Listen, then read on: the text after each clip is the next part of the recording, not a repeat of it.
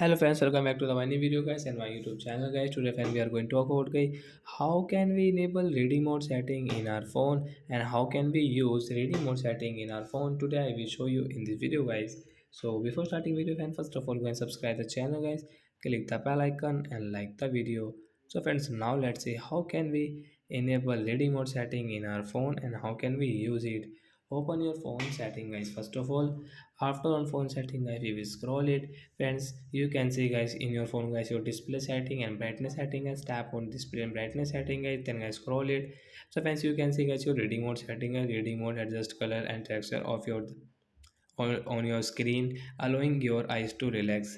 So I tap here and once you can see reading mode guys, we will enable from here. So when we operate our phone at night, so we should on guys, means we should enable our reading mode setting. After enable guys, you can use your phone easily guys. You want to change this color, so you can change into classic, skin color mode and paper. And guys, you can see schedule option. You want to schedule, you can schedule from here guys if you want.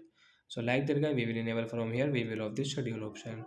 So like that guy, we can enable. After enable guys, you can see skin color will change. So that's it guys, thanks for watching the video, bye guys.